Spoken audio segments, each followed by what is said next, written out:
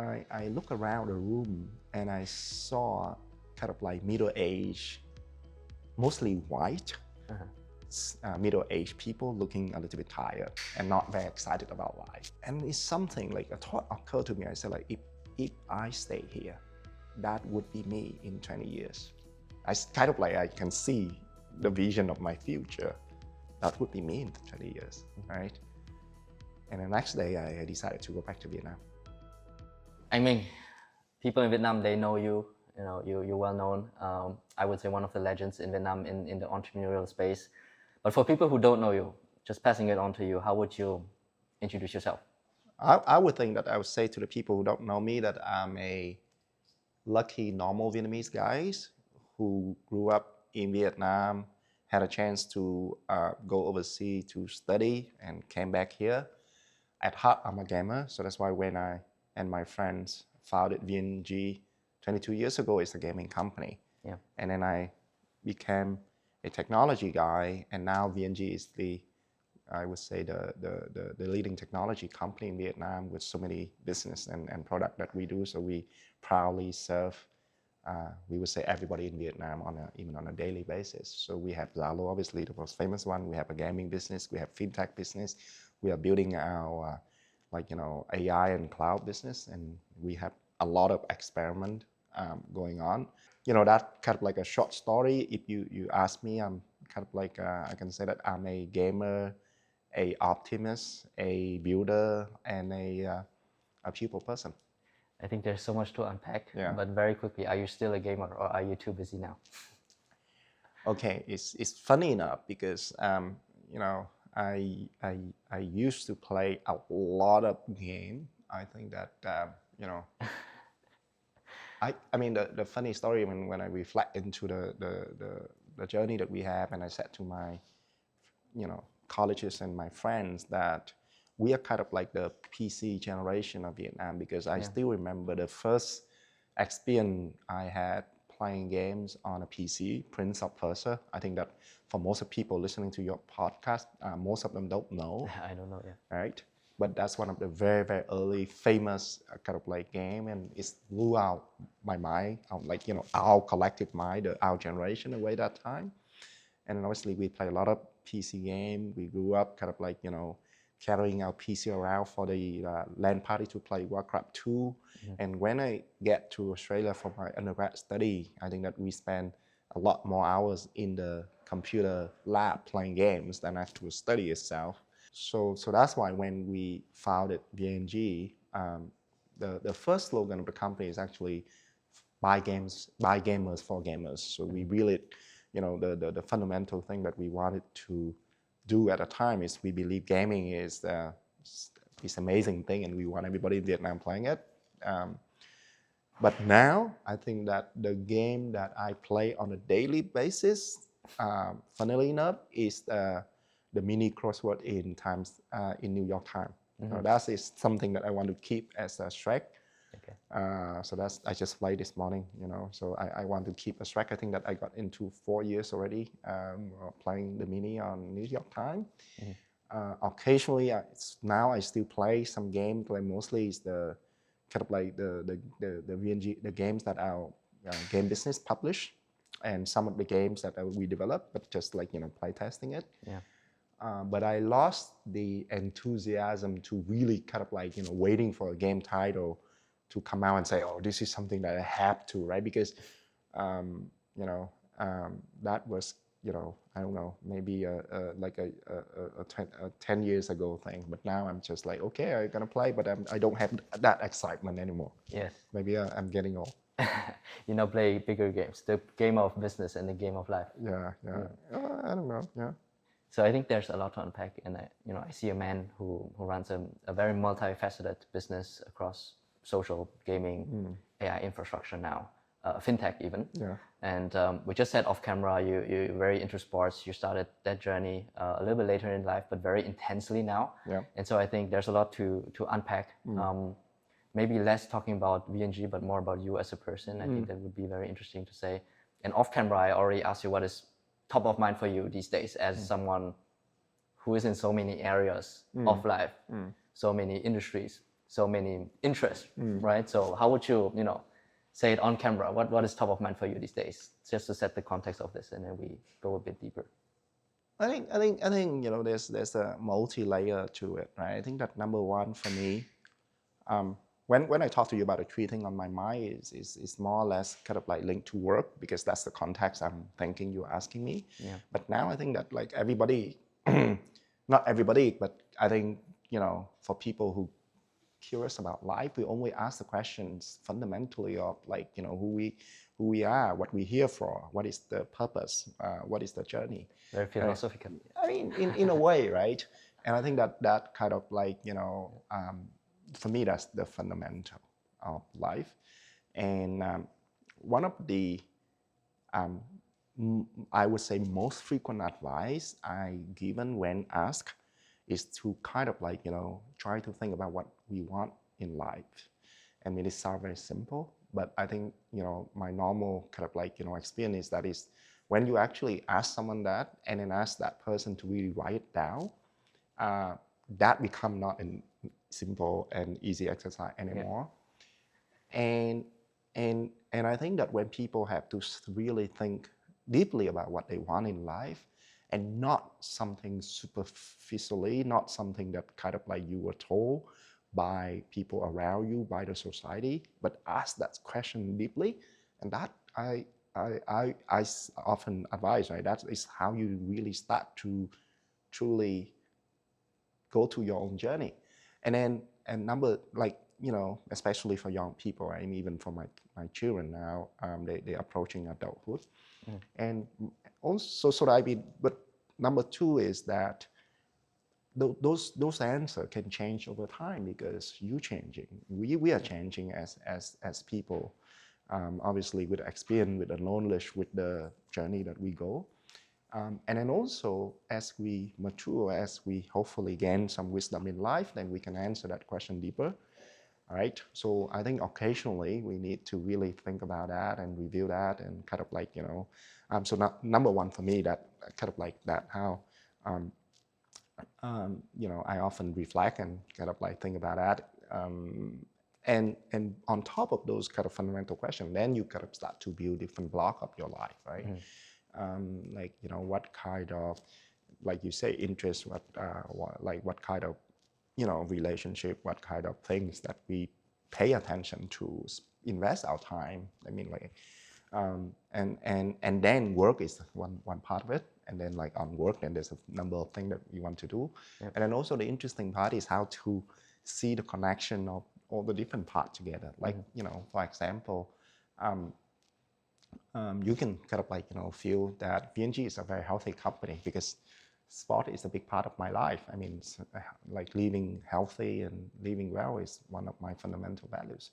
So we want to build a healthy environment for everybody. We encourage sport. We have so many clubs and actually, we just talked about me and my good friend Bang Trinh, who brought me in, Ironman in Vietnam. And, we think that in the past, 10 plus years, Vietnam changing itself from a country where sport is not really like everybody language. Now it become quite common. You can, at least you can see, in cities. And so we estimate maybe there's about 1 million people running, and now we want, 10 million people running the next 10 years. So coming back to my point, like, so we have a fundamental, we have different blocks and how to, link the block together, like people, ideas, and generally kind of like at the same time enjoy life and enjoy what you do. So, that if you ask me, then I'm gonna give a maybe not generic, but kind of like, high level kind of answers, and then we can go through any of the specifics. No, I think it's a great frame. What do you want in life? And I think this is a great way to actually talk through your life, because like you said, it changes throughout time. Yes. Right. And I think so what a gamer wants out of life is different than what a Ironman wants out of life, than what a CEO or chairman wants to get out of their company in their life, right? And so often, at least for me, I see when you're younger, you're very driven by accomplishment status, and that sometimes changes over time, right? Once you achieve a certain level, and I see this with many other guests. So maybe we use that to go quickly through your life and see how that has changed for you. You know, from the gamer boy to the exchange or the overseas student, and then that decision coming back. You know, what was it always that drove you during that time, and how has it changed until today, and what motivates you today? Sure. I mean, so of course we're talking to the overseas Vietnamese, and majority of you were born outside of Vietnam. We have both, actually. Yeah. Majority, I mean, that's my assumption. And then also a lot of people like me, right? So we grew up here in Vietnam and got a chance to go overseas to study. So, I think that my story, I was quite lucky because my brother, who was 9 years older than me, grew up were born during the wartime and grew up in a much more difficult time compared to myself. And then he went to Russia to study. Right. Yeah, that kind of that's still the time, right? Yeah. And then where was your hometown? I was born in Hanoi, but I grew up here in Ho Chi Minh City. Okay. So my family moved here when I was 5 years old. So I consider myself like a Southerner more than a Northerner. Right. Yes. But my brother coming back, so my brother and his generation kind of study in Russia. And then, because of the collapse of the Soviet bloc, there's a period of time when most of the kind of typical Vietnamese like me or my brother, who grew up kind of poorly, but tried to study hard, and dream of going overseas to study, right? There's a period of about 5 years between the end of the communists and the open up of Vietnam, where people didn't really have any chance to go anywhere, right? That I would say is about between the year 1990 and the year 1990 and 1995. And I came of age in 1995, and then that when the so-called Vietnam opened up to the rest of the world. And I got a scholarship from the Australian government to go to Australia, Melbourne specifically, to study finance. And that's what kind of I could say I was the first generation, among the first generation, to get a chance to go to kind of so-called Western country. And then obviously now it's become increasingly normal, not just with scholarship, but because of economic development, and people can go and study by different means, right? But, so reflection is my brother's generation got to go to Russia. I mean, that's not necessarily a bad thing by and of itself, but then it shaped a very different worldview and life experience. And then there's a middle kind of 5 years generation that not got a chance to go anywhere. And then my generation, and obviously a lot of people similar to your generation now, kind of got the chance to go and see kind of the rest of the world. And that was, for me, I think it's a very formative, right? I mean, I still remember many of the great story. I mean, when I landed in Australia in April 1997, and that was the first time I really see kind of a world very different from Vietnam. That was the first time that I went overseas in my life. I was 20, right, at the time. Before that, just here in Vietnam. And I only spent 4 years in Australia. A lot of those 4 years playing video games, like we speak about. And I tried to study hard as well, because that's kind of the culture of the kind of the Vietnamese generation, or even I think that now most of the Vietnamese still try to study hard, right? That's ingrained in our culture. I think any young people are gonna start to ask questions what we want to do with our lives during those university years. And I only start to ask that question a lot in the final year, actually. The first 3 years went by too fast, and you're just adjusting to a new life, playing video games, and kind of exploring Australia a little bit. And then on the final year, I asked myself a question, and I didn't really have a clear answer. And it's funny, because of my relatively good grade, then I got to work internship in a security company in Melbourne 6 months before I graduate, right? And so that was a path that I could choose to try to convert that into a full-time job and kind of stay in Australia, which a lot of my friends in my generation choose to do so, either stay in Australia, continue study, go to the US, and go to different countries. And this is my kind of like, one of the story I often told, and I got to share it with me here, is with your audience here, is that one morning I went to work, and then as a intern analyst, so I often have to write about company and do research. Then so we present to the kind of like senior brokers in the firm before the market opened. So I used to remember that was a meeting around 8:30 in the morning, which kind of like early in the Western kind of like time frame. In Australia. In Australia, right? And I look around the room and I saw kind of like middle-aged, mostly white, middle-aged people looking a little bit tired and not very excited about life.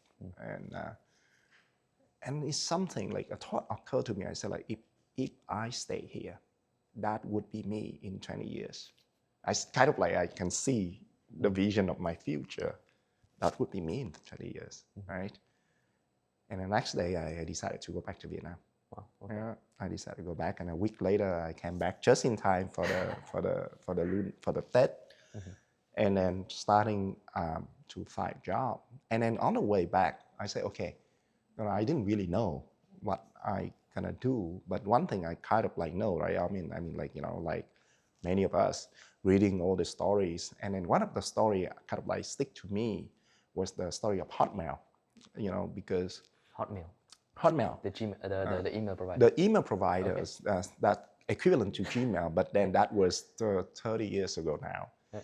And the reason I remember that story was that because when I first landed in Australia in 1997, a friend of mine who picked me up in the airport kind of asking, hey, you have a Hotmail account yet? I said, what the hell is Hotmail?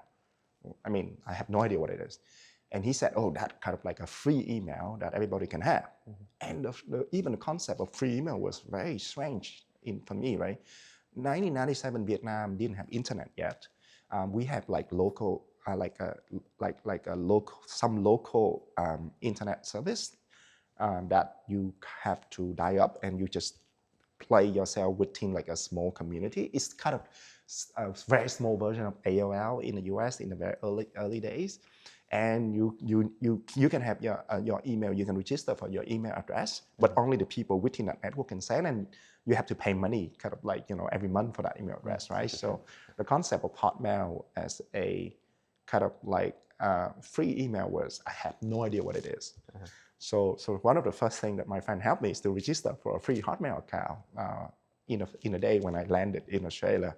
I remember that. And then the second thing is took me to eat McDonald's, what McDonald's is. So, and then a year later in 1998, Hotmail's, the companies got acquired by Microsoft for $200 million US. And that was kind of like a story that you kind of remember. So on the way back to Vietnam, and I say, okay, you know what? Okay, I come back. I have no idea what I'm gonna do, but I know that Hotmail story was one of the thing that I remember, and I try to, start a company someday. That's one of the goals when I come back here to Vietnam. So what was it there? Was it the acquisition where you felt how big the tech and digital world is, or what was the inspiring element? I mean, it's a combination of things. I think that, like I say, right, our generation, my generation, was the generation that grew up when the internet come of age. I mean, 1997, even the time when the internet is very new, even in the Western country, right? Yeah. And you read about Hotmail, you read about Amazon, and at the time, it's like a lot of crazy startup ideas, stories, and success. The young generation, the young people feel that they can kind of like do anything and change the world. In a way, I think that the world is a lot like, the technology world in particular is a lot more naive and optimistic compared to today, in certain way, because that is very new. And then you have story of Netscape and so many stories. So of course, you got inspired by all that story. Yeah. But I didn't really have like a very clear idea yet, right? I just know, okay, number one, I know that my heart is not in Australia. And later on, kind of like, I also know that I'm the adventurous type. I want to do adventures in life. But then on that fly back to Vietnam, then one thing I know that I'm gonna start a company one day. Not necessarily a gaming company or a technology company. I have no idea. Yeah. One of the major kind of like decision, and then later, I mean, I got a TED talk about kind of like intuition and decision, and I reflect a lot of the big decision that I have in life is kind of like that decision. It's the moment you feel something in your heart, and against all the rational kind of like analysis that you, like, a finance guy or a tech guy can do, you decided just, okay, you just follow your feeling. And then I came back to Vietnam, worked for a few years, and during that time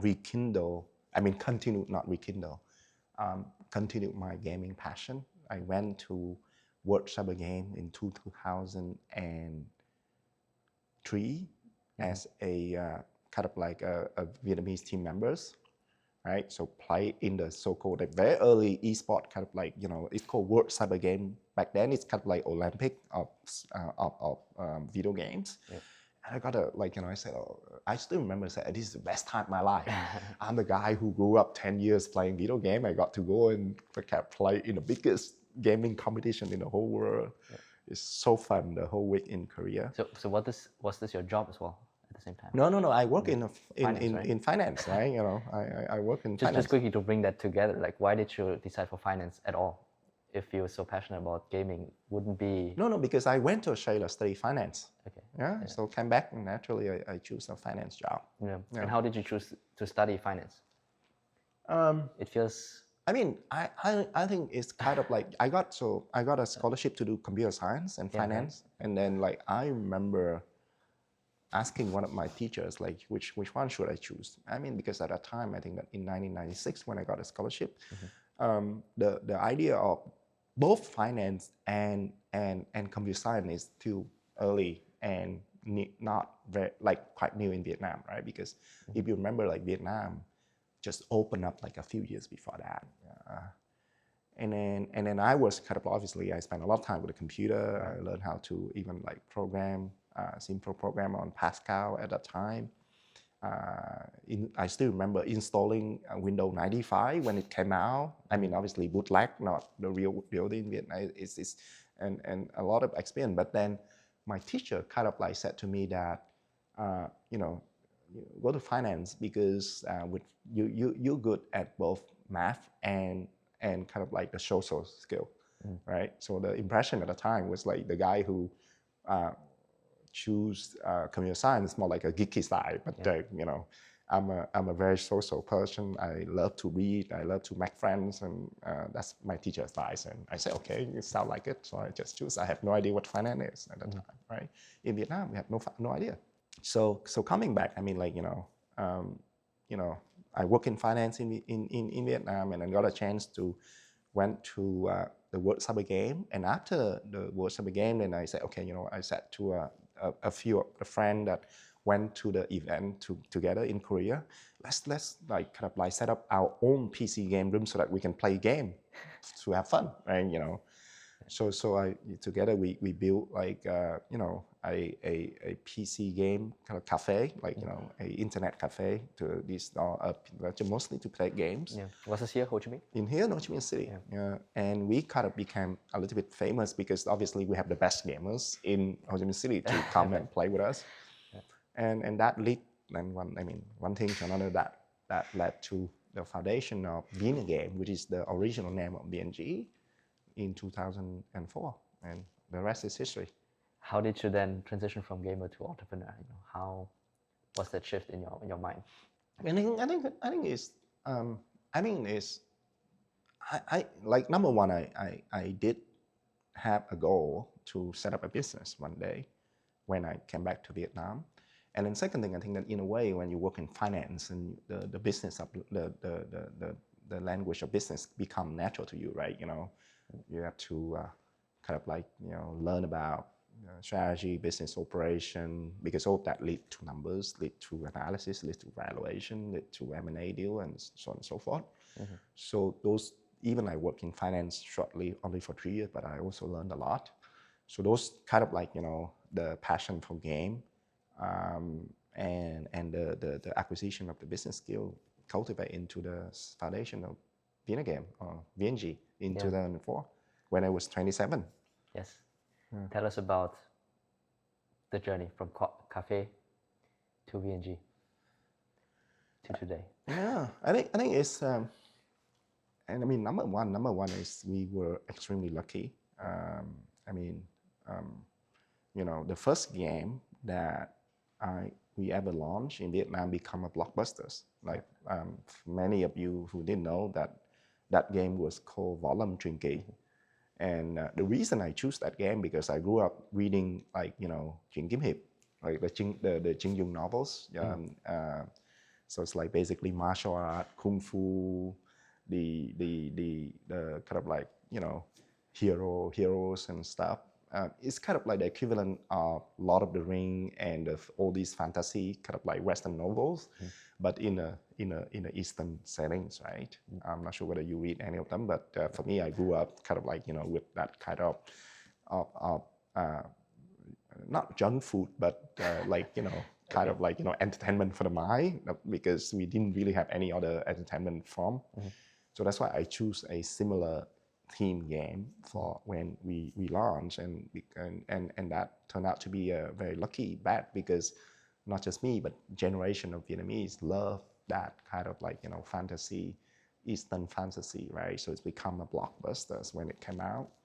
And then obviously I think that we also, the second lucky part we have is we set up in a period where Vietnam experienced rapid growth, both from an economic perspective and from a technology adoption perspective, right? Back in 2004, when we first started, Vietnam maybe have like, 2 million people on the internet, mostly to PC, kind of like, and a lot of them to internet cafe. And then, that number grew rapidly. And now like, 80, 90 million people, most of the Vietnamese are on internet through mobile phones. So we lived through that whole period.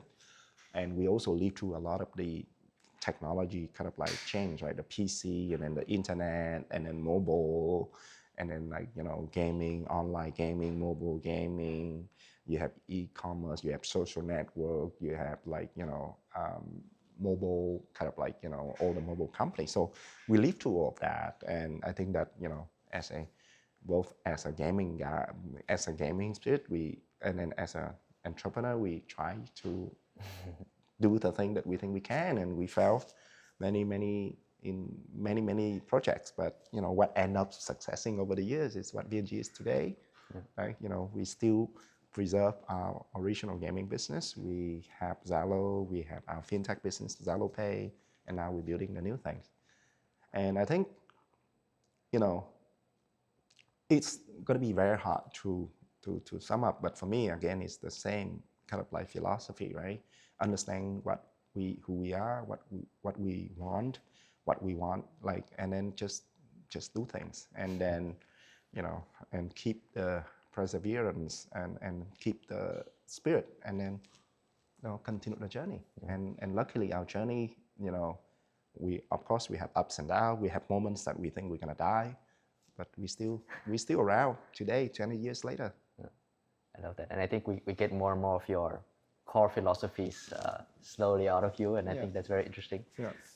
You mentioned the term lucky a few times, where you got lucky. But, as the saying goes, luck favors the prepared. So looking back on that gaming journey, what do you think you have done, your team have done to get lucky, right? If you think there's random luck and there's luck that you can ride and act on, right? So what did you push on, and how did you make this succeed with luck? Okay. I think one of the things that I keep, stressing the word luck, because number one, I truly feel it. It's not every day like you start up, you have absolutely no idea what you're doing, and then you just decide that, okay, here's the one thing that you're gonna do, and then it turned out to be a massive success. I think luck have to be like 80% of it, 90% maybe. But like you say, right? So there's a saying, luck kind of like, reward the prepared minds. And what does that really mean? And I often using a concept in Eastern philosophy called thiên thời địa lợi nhân hòa, right? So basically, it translates to a timing. Thiên thời mean like sky, but then it's really a timing. Địa lợi mean the ground, but it basically mean the environment. And then nhân hòa mean the people, like who you are and who you have your with. So like I say, we are in a period where there's a rapid change in Vietnam, adoption of internet, adoption of technology, economic growth. So that's thiên thời, like the timing. And then the context is that at that time, there's many sectors, many areas of the internet, and we are lucky to choose, or not to choose because of, like, we're lucky to be in one sector that both favor the local one, right? Let's say at that time, if I want to do a search engine, I'm going to be that kind of like out the gate, right? There's no way, I'd be able to really build something that remotely be able to compete with Google. And later, a few years later, we tried to build a social network, and we grow rapidly in the first few years, but then after Facebook become dominant, and then it's very hard to compete with Facebook. So again, the contact is important, and game is still very much a kind of like a local business in certain way. I mean, people can play all these US AAA game, but those are a very small number of people because they don't know the language. That not really work on the culture perspective. And then also you need a lot of local distribution, local marketing, local operation. So we are very lucky to kind of like be in the gaming part, right? And then the people part is, among a lot of company at that time doing gaming, then I think that we had a combination of people who really love game. I mean, obviously we grow up playing games, and we know a little bit about business as well, like finance. And then I also have partner who kind of like actually an American entrepreneur who experienced in startup as one of the early founder of VNG. So it's a combination of people that make us kind of like, so we have all of that, but even people who have all of that still fail. It's not guaranteed, right? Yeah. So like I say, the decision to make a bet on Võ Lâm Truyền Kỳ was one of a very, very lucky decision. I mean, so I think, again, kind of like I think that in life, I think that how we, that's also I think that our mindset, because it also gonna work against your favor anyway, right? You have all of that, and then something happened, and then you are in a very bad situation. I mean, personally or family or even professionally. Then how you deal with that, right? So it's very easy to say like, I'm talented and I have everything figured out. But then when you face with crisis, when you face with challenges, when you face with kind of like difficulties, then how you're gonna, having mindset to really make yourself out of that situation and continue your journey. So I think now, so that kind of like the story and then the philosophy. And now there's a kind of a question I also often use when kind of not giving advice, but when I challenge my team and challenge some people who come to me and ask me what I think about, their startup, their product, their business. And one of the questions I'm asking is, tell me, how are you deserved to do the thing you want to do? And what does that mean? I think what does that mean is that we're looking at kind of like, obviously a lot of successful people. Now World Cup is happening, right? We enjoy the game. Obviously, all the World Cup stars are very talented, but we know they put in a lot of hard work, right? In an early age. And obviously everybody know about the 10,000 kind of like hours concept. So in a way, that's one of the ways to say that how you deserve to do the thing that you do. So if you're not really kind of like, no need to be obsessed, but you don't really know the thing that you do deeply, you don't really love it, you don't really spend at least a few years kind of like, doing it or studying about it or really acquiring capabilities, and you say, okay, this is a new shiny thing and I'm gonna do it. Yes, you may be very lucky to. I mean, maybe sometimes you're very lucky, but most of the time, on average, you're not gonna be lucky, and you're not gonna deserve to do it.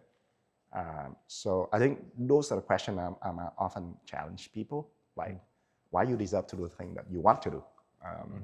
And even answer that question is an interesting exercise by and of itself, right? In a way, kind of like, and I apply it to myself. Why I deserve to be the CEO of VNG, or now the chairman of VNG? And I have to ask that question, once in a while, right? And to really deeply think about that. And if the answer is I deserve to be the chairman of VNG because I found it, then that is not a good answer, right? That toughness and that high bar on yourself. Yeah. Was this always how you are, or did this come over time? I don't think that people are gonna think I'm a tough person. Actually, people who work with me for a long time think that I'm a very easy person. By now, but I think, but like I say, I mean, we grow, we change, we are shaped by our experience of the journey of the thing that we went through. Then same to me, I kind of like, obviously change a lot over time. And I think at least one thing about kind of like, one thing about the core part of me is I love to learn. And I think everybody easy to say this. Everybody said it, but actually, again, if we truly be honest to ourselves and say, okay, between saying that I love to learn and truly doing it, like facing the reality when no one judges you, you don't need to impress anyone, then how you actually, answer that questions. And it's not easy. It's actually is. So that kind of like, coming back to you asking a question of like how, whether I'm still like I was like that 20 years ago. No, I continue to evolve and change and learn and kind of like shape the who I want to be and what kind of person I want to become. Yeah. I'm asking this question because I'm interested in, and I read about this recently, gamers can get very absorbed in the game. Yes. To the extent that they try their best they can to succeed, but then in the other parts of life, you might not be so driven. And so the games are designed and engineered for you to get very hooked on it, right? Yeah. And so that's interesting about the human mind, where things we don't want to do, we often have to push ourselves to do it. Where something like a game can really pull us into doing it, right? And so I'm just curious, like, were you this competitive just in the gaming domain, or do you consider yourself someone always very competitive? I'm actually not a very competitive person. I think if choosing between like, playing to win and playing to enjoy, I mean, I would be more on the enjoyment part, right? Obviously everybody loves to win, but then, for me, it's kind of like, I no longer enjoy, then I choose, okay, why should I do it? Like, it's the same question I'm asking, like, why I have to go to work every day? And then, it's not about winning, but whether I truly enjoyed it. So to answer your question, number one, I'm not a very competitive gamer. I'm playing pretty well, but I never ranked top of my game. And I think in certain way, I think that if you watch people play sport or play game, then different people are gonna play differently, and they're kind of like, their personality and their kind of reflect when they do that. I mean, obviously there's some hyper competitive person, they want to win. That person, like, there's person who like me who want to enjoy in different aspects. Enjoy the progress of capability, enjoy the social aspect of gaming, or enjoy just the kind of like immersion or the creativity or the imagination of the game. I mean, different people enjoy it differently. When also kind of like, being asked about game that have design mechanism to kind of like hook people and make people addictive.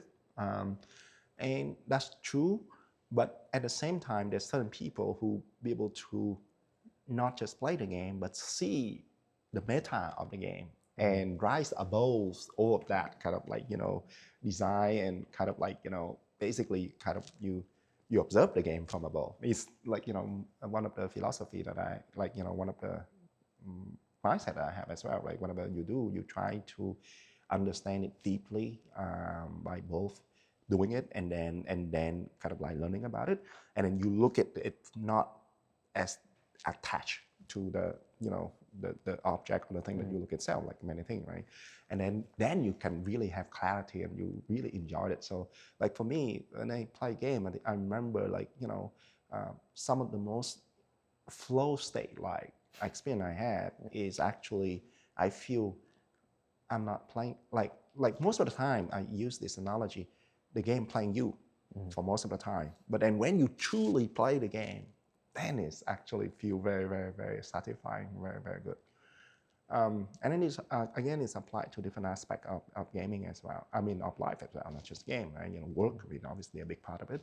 A lot of the time we do things not because of a deliberate thought, but because of a lot of the so-called design mechanism within the environment. Like, okay, you want to get a higher salary, you want to get promoted, you want to get recognized. In a way, it's human psychology, but got designed within the system in a certain way, right? But then after you really see through all of that and you deeply understand like why you want to play the work game, then you can make a decision by yourself. And I think that will be a lot more enjoyable and a lot more fun. And that's what I'm trying to accomplish, both in playing any games and then also playing the life game of itself. Game of life and game of business. Yes, yes. This is great. I think we learn a lot from you personally, a lot of your thinking. Just applying this to the business part a little bit.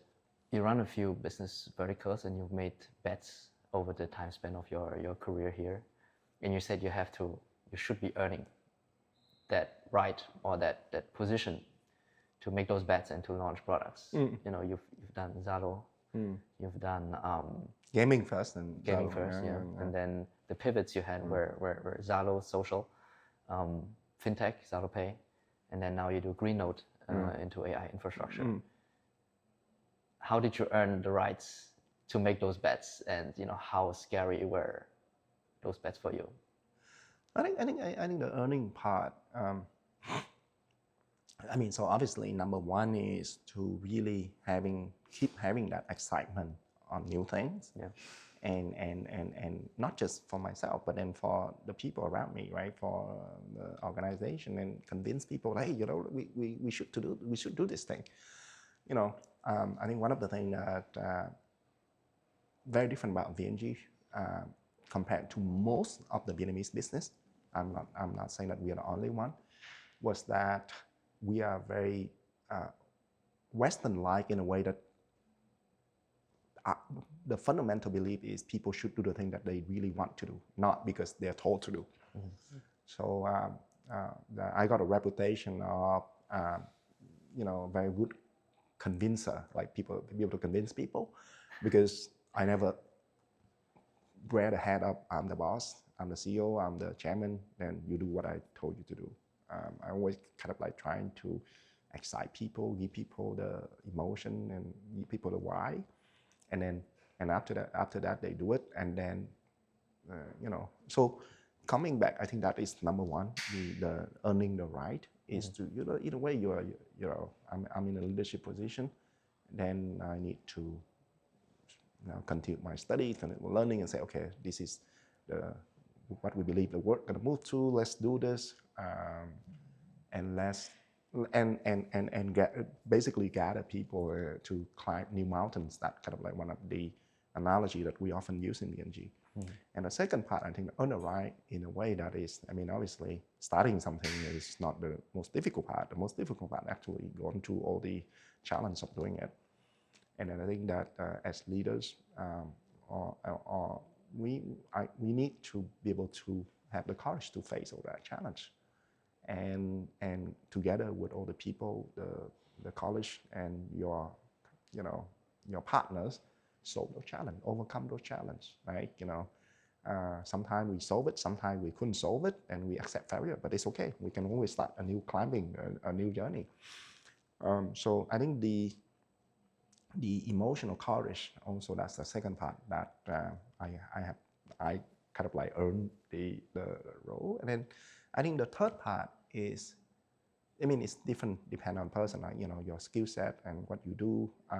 So, but I think that apart, like, you know, after the so-called the convincing and then the resilient, I think that would the third part that helped me earn is again, I have the learning mindset. I keep learning new things. I keep kind of like and share that learning with people, help people to learn, and people see that, hey, you know, I generally can add value to the conversation, not just from a position perspective, but as an intellectual perspective.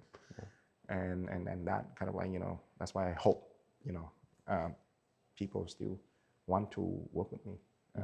But again, put in disclaimer, all of this is my own bias perception. Maybe people think very differently. So if you want to ask that question, you shouldn't ask me. You should ask people who work with me. So we're touching on company culture, and of course, as a leader, your thinking goes a lot into how the company is run. And I think I've seen many offices in Vietnam, and I think VNG is truly unique also as a company. And you know, you have a gym. People seem to be very flat in hierarchy across the organization. And I think I read a quote somewhere online where you said, "Try anything, just don't die. Thử gì cũng được, miễn đừng chết." And this goes back to this making bets mindset, being lucky sometimes, but also making use of being prepared to get lucky. And I think you said 80% is luck. I have this framework, or I read about this, where people say life is more like poker than chess. Right? Chess, you have very deterministic moves, but life is not like that because you have limited amount of information. You have to make bets. But in poker, actually, it's 40% luck and 60% skill, which is why there's tournaments and everything, and people who are skilled actually win, even though there's a big luck element, right? But over a long time, if you make many bets, if you make better bets, you are ending up better, right? Quick detour there, but you know, this quote of "try anything, just don't die" really implies to make bets, right? And I think that's such a fundamental element of business, where you can't control for many factors. You can just do the best you can, learn the most you can, and make the best moves given your information. But do you think at this scale of VNG, this principle still applies on an employee level, right? I think you know, the context of what I'm saying that is, I think, and we, over VNG 22 years, I think that none of us could remember how many products we have done. I would say, you know, maybe not 1,000 yet, but more than 500. Wow. Yeah, we done so many things. Right? I think that, like, you know, we e-commerce, we done it, we fail, we invest, we fail. I think that back in 2008, even originally said that we didn't do a search engine when we start VNG, but then my co-founders want to do a search engine. And we actually kind of like put a team of 100 people back in 2007 to build a competing search engine with Google. And when financial crisis happened, we shut that project down. So I think number one, we try so many things, and I think my philosophy, that's partly my philosophy, right? In life, the most important thing is the willingness to try and to take action. In many of the things that you attempt, business is one thing. I mean, even in, you know, relationship, for example. I'm in love, right? You know, I remember, like, you know, I read many of books, philosophy books, and you know, in my 20s, and one of the things that I remember the most that have impactful in my relationship life is love is not a noun, it's a verb. So, you know, most people think love to using the word love to describe their feeling, which is a noun. But love is actually an action, right? When say I love you, I mean, okay, you know, what does entail? And that kind of like inform the way I kind of like approach relationship as well, right? Whenever I said even like to my kids, right? Feelings are one thing, but then at the end of the day, you're only looking at the things that you can do for other people and other people do for you. So that, and then, through life, through many other things. And if you kind of like, take that philosophy, right, and say, okay, you can, the most important thing is not just to sit here and talk. I mean, which is still important, but not the most important thing. The most important thing is after listening to this talk and what people are going to do, right? It's not necessarily to, to inspire people to do major big thing, but at least to change a few small things about how you conduct your normal life, your everyday life. And I think that should be that is my, at least it's my life, one of my life principles is to take action, look for change, learn, but then that learning can only, knowledge can be only useful when you take action, right? So that's the thing that really, underlying a lot of what VNG is doing and what I'm doing. And that's why I that quote I have in contact is, try many things as long as you don't die. I mean, that's actually, there's a long quote on that, because I'm often joke and say, run fast and don't get into accident. So that's the first phrase. And even when you get to accident, it's okay if you don't die. Because obviously, and die also can mean many things in different contexts, right? So today we have a podcast, and obviously this is the first time that I wear short in a podcast because I got a tendon inflammation. So I just went to see a doctor before this. And then, but this is, for me, it's not die. This is like a problem that I need to solve so that I can go back to my sport, kind of love for sport and doing triathlon and doing different things. For business, even when a business go bankrupt, it's not necessarily mean you die, because you can always start a new business, right? When you break up with someone, it doesn't mean your relationship die or your love die, because you can always love a new person, right? So maybe even to take that into a very meta level, even when you die, your ideas, the thing that you start, the people that you influence still be around and continue, in a way, something that you have done. So speaking from that perspective, then it's very hard to die. Don't worry. This was very well said, and I think very beautiful around the love thing. We're very similar here. Even in my wedding vow with my wife, I said love is a verb. You can't rely on feelings. There are good days, bad days. But what you can control is what you do. And so whatever you can take the next step in front of you to make things better, you take it. On making bets again, and I think we had this point over and over again, because I think it's such a foundational part of doing business and living life. Today, bets that you are trying to make with VNG, you mentioned AI, you're going deep there. You said in the past you've made 500 bets, probably many times, almost died perhaps. And I guess this won't change until the end of your tenure. But today, what are the bets that you're doing? What is the things that you hope will work out, and what are the things that you are driving the company towards? Okay. So I think number one, I mean, even when we talk about AI, so number one is a very broad word. So we have to really figure out specifically in VNG position, in our context, what should we do? Why? I mean, the why should we do? And how we can kind of how we can making bet at the same time of progressing toward the direction that we choose. I mean, take for example with AI, I think that when 2022, with all the excitement of ChatGPT and Kai, our co-founders, believe that we should try to see whether we can build a LLM from with a Vietnamese specific language in mind, and we start that project. I think that Kai and his team built still to today the best kind of like Vietnamese LLM model from scratch.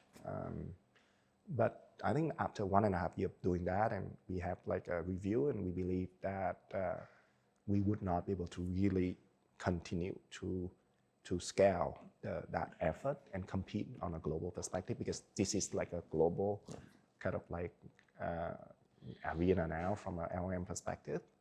So we dialed down that investment. So in a way, we're not completely full the bet, but it's no longer a major bet that we make. So we put in a few million US dollars into that bet, and then now it's become like, okay, that's something that the capacity that we have, but not going to be a major direction that we do. Another bet we make around like the same time is, actually we were like become one of the very early neo cloud, kind of like providing GPU as a service. So we launched that in 2024, 2 years ago, because we start that business in 2023, like very early, right? And the reason when that was a $40 million US bet, right? And I said to my team, I said to my team that let's do it because we need to be the man in the arena, again, taking actions. Instead of talking about like, all this, then let's build this infrastructure and see what it is. So that turned out to be a moderately successful bet. And now we're building up on that kind of like, direction, because we believe that sovereignty infrastructure for AI is important. It's unlike the previous wave of technology. Now I think that from a fundamental infrastructures, then each country will have at least to have some national level of infrastructures.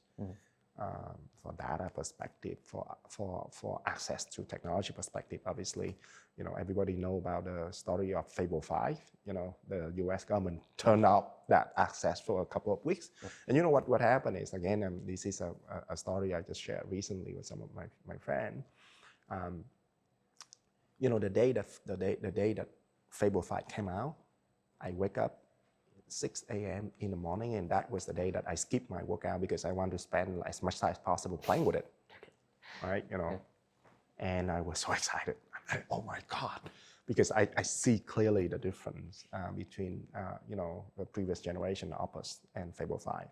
And not fast forward, like rewind backward a couple of months before that. That's actually in early January of this year. Then when I have time, then I play around with OpenClaw, also kind of like 1 month after it come out, and it blew my mind. And after that, I wrote an email to the rest of VNG and say, like, guys, this is really happening. I mean, like, we have to really take it, like, we have to really do it.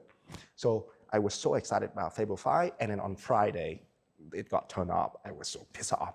I'm like, oh my God, I hate this. But that is a small story, but if you think from a fundamental perspective, I think that everybody know that AI kind of like become increasingly important, right? And what if it got turned off? Then, it's like, before, let's say if the internet turned off, then you still have the local internet to kind of like, rely on a little bit. But we didn't know what it does mean. Like, we look at some country around the world when they try to turn off the internet, and the results are not pretty. But the impact on turning off AI is even more. So we believe now infrastructure is one of the major area, and we believe that we have some capability and opportunity. So that's one direction that we build. We are not going to invest in LLM, but kind of like, we look at the stack and we say like, we're going to build the infrastructure and we're going to build the application. And then the LLM is the part where we hope we can partner with people who can provide us with the LLM, right? So that's the general kind of like strategy that we have as a business. But then for me, I'm thinking deeper from a fundamental perspective, like what is, and at the end of the day, right? I think, and this is also my belief, I think when we start out doing games is that because we love gaming, we believe more people should play games. And I think when, and this should be the the tenet of business and of life is, if the purpose is to solely make money, I think it's a wrong purpose. And I know that saying this is very cliche. Is like most people not going to believe it. Most people are going to say only the successful rich guy going to say that the kind of stuff because they not have to worry about money. So I mean, but I fundamentally believe in it because I think that you need to be again making money is the top of the layer, the layer. The bottom of the layer should be who you are, what you want to do with life. So I think obviously we observe a lot of the debate about AI and stuff, right? And then different people have different ideas and fighting and kind of like. But I think fundamentally, I think that the people who build AI want to use it for a better work. But maybe some of the time that you not really be mindful of the consequence. Mm-hmm. Like for example, I think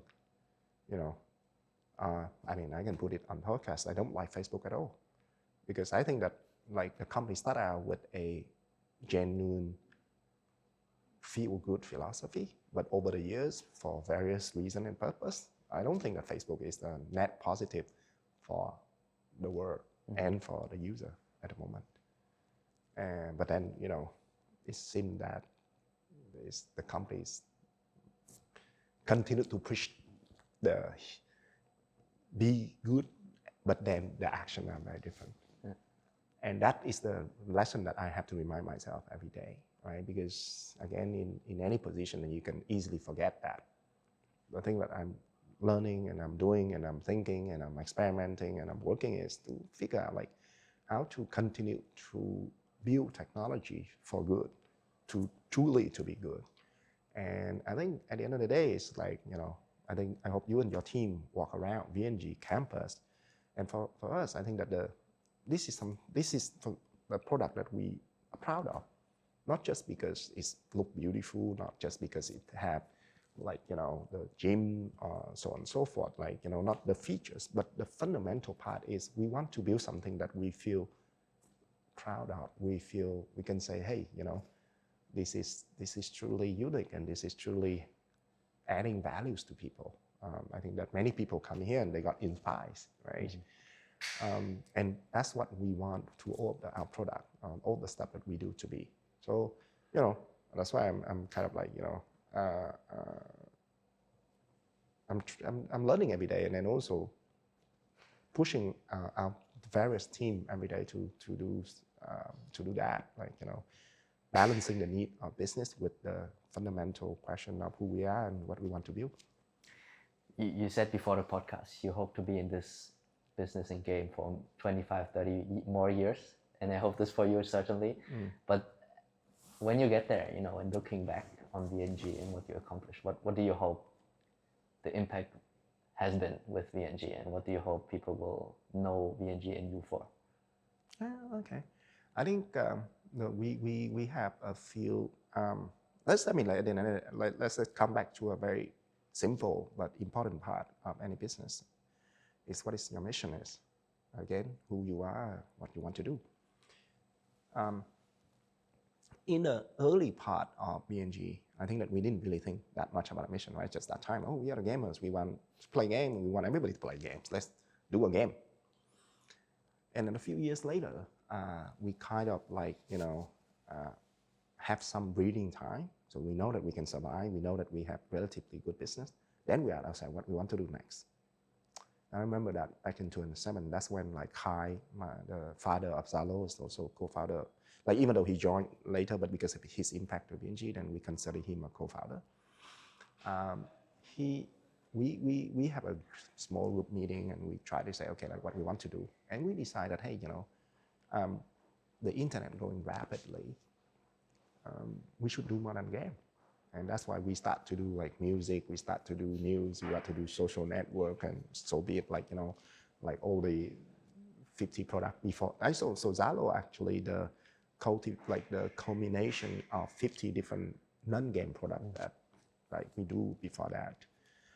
But the reason we do it because it's very simple. We believe that internet gonna become like pervasive, right? Everybody gonna be internet in Vietnam. And we choose our mission back in that time is make the internet change Vietnamese life. That's our mission. And one of the things, because of that mission, that's the only thing that we do. That's the only thing that we stick to. We only do technology and like online internet product. We didn't do kind of like any non-internet thing, like most of other Vietnamese companies, right? You know, so many people in history, like many people ask me why you didn't invest in real estate, why you didn't do this, why you didn't do that. I say, oh, our mission is make internet change Vietnamese life. We stick to that mission. And that's why Zalo was born, because you know, one of the way we debate is like how to truly live to the mission. And the way to make the internet change Vietnamese life, you need to build product that have many users as possible, right? You know, you change life and you need to measure by the number of users. So for the first 10 years of the, I think for the first nearly 10 years, the KPI of Zalo is always going to be number of users, never money, right? And that's lead to some grumbling with the different part of VNG because hey, they need to make money too. But you know, so fast forward to around 2019 when we like, you know, having multiple business line, and we asked ourselves, okay, we kind of make the internet change Vietnamese life already. What we want to do next? And you know, so there's a lot of talk, and then one day I wake up, and I kind of ask myself why I want to go to work today. And then I trying to think deeply for an answer, and then the answer also very simple. I want to go to work because number one, I still feel excited about, you know, the products that we do, the new thing that we do. And second is I love the people I work with.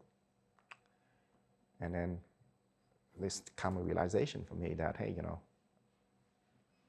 I'm the boss. Let's choose my reason to go to work become the company mission. So that become build technologies and grow people. That's kind of like the second mission that VNG have after the make internet change Vietnamese life. And then a few years later, we add the phrase from Vietnam to the world. And that also have a story behind it as well. But that story was that, like, you know, I look at all these, at a time, about 2020, Vietnam doesn't really have any global company, right? And then the typical kind of like view was that you need to be in Singapore to really build a regional business. Like, look at how many regional business in Singapore, right? And then I said to myself and the team, we're not going to be able to really relocate to Singapore, aren't we? So let's try to build a global business from Vietnam. Let's have that dream. Let's see. So that's why we put in the second phrase, from Vietnam to the world, and that. We still in a very early stage of that, but I think that, you know, at least it never hurt living the dream. So now I think to answer your question, like if I hope people remember VNG, and I mean not me necessarily, but know VNG for and remember VNG for is we truly live to our mission, right? Build technologies, we continue to build great products for our customers, and now we'll be able to really provide an environment for people to grow, right? You know, to become a better version of themselves, to learn, to you know. I think one of the thing that I'm proud of most is many people continue to this day say that working in VNG is one of the best working experience they have in their life. I mean, many, not all, but that still make me very, very proud. And that kind of like, so that's three phrases, right? Build technology, grow people, from Vietnam to the world. That's the three things that I hope people are gonna know VNG for. Beautiful. I would love to get your thinking quickly on macro level. I know you're not an economist, you're a man in the arena, but you're probably in the business circles. You are a deep thinker. Yep. You know, where is Vietnam on the global stage, especially within your industry, and you know, how will the next years look like? I know, very broad question. You know, what is your thought on Vietnam in the next years overall? So I think that I'm sure this is going to be an interesting part for the audience of the podcast. Again, I'm not an economist. I often not talking about things that I don't know deeply. So I want to answer the question in a slightly different way. Mm-hmm. Sometimes people are going to ask the question of, hey, whether this thing is a good thing for me to do. So in a way, kind of like some people listen to this podcast going to say, okay, whether Vietnam is a good country for me to go back to. Okay. Right? Mm-hmm. And then you have to, okay, what is the opportunity? How's the economy doing? What are the trends? What are the challenges? You can do all that kind of analysis and debate, or even you can do comparison and say, okay, whether life in the US or life in Australia or life in Germany compared to opportunity. You can do all that judgment, right? But for that, I think I'll come back and say, at the end of the day, it's all about your heart.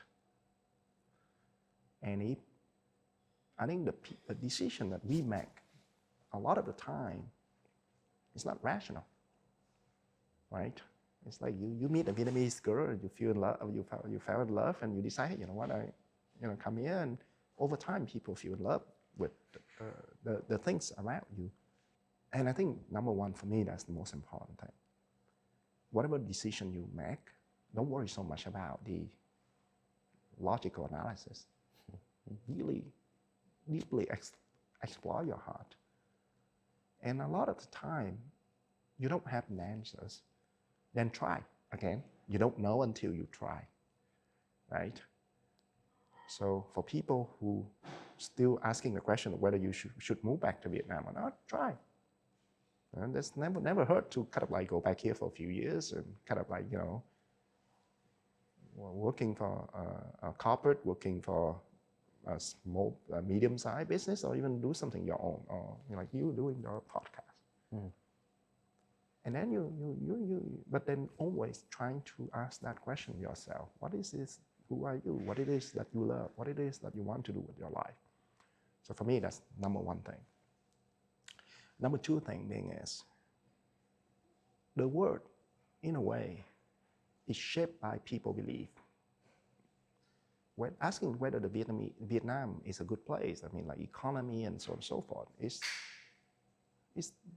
the question being answered by 100 million people are working every day, right? Obviously, there's a lot of forces outside of Vietnam, like geopolitics, the global economy, trends, and technology, and so on and so forth. But at the end of the day, it's the people who build things, the people who make life.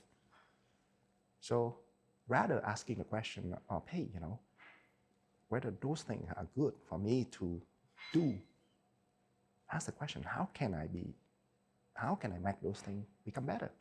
Whatever it is, a company, a city, a country, or even the whole world. There's people who believe they can change the world, right? In whatever they do.